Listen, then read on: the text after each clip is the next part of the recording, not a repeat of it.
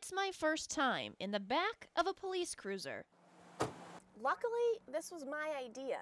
Days after the Vermont State Police and the Department of Public Safety unveiled their controversial crackdown on speeders statewide, we decided to tag along with a trooper to get the inside scoop on aggressive driving.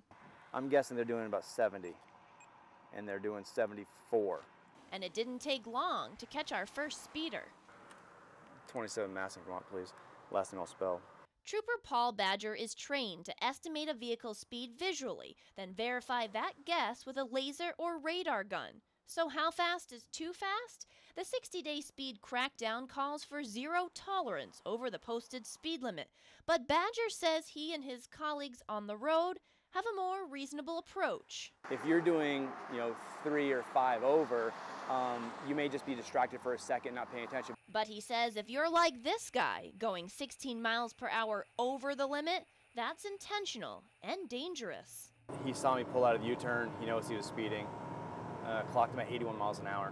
42 people have already died on Vermont's roadways this year, double the number of deaths compared to this time last year. Police say distracted driving, failing to buckle up, and speed all factored into those tragedies. Badger says tickets are the most effective way to change people's driving habits. Be careful pulling out. They don't give us a lot of room sometimes, okay? Have a safe trip, Montreal. What many people don't realize is that failing to move over for these emergency vehicles is so dangerous that it comes with a $243 fine and 5 points on your license. Traffic stops often occur on roadway shoulders, leaving little buffer between the troopers and the rest of traffic. Badger says if it's too tight, he'll approach the passenger side, but he prefers to get close to the driver. I like to be up front, talking to the operator, get my nose in the window to smell alcohol or whatever it may be that's going on. But what he tries not to do is hide. He says he prefers to be in plain sight where drivers can see him.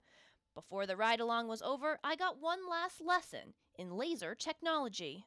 Shoot with a trigger. It's like a gun, and you literally point it at your target. It's not as easy as it looks. You missed that. Once I got out of the cruiser, my performance improved. Kind of shoot that ridge line. So yeah, it was 66. The laser locked in on the vehicle, giving us its speed and distance from the gun. Badger says the more detail he can provide on the ticket, the better it will hold up in court.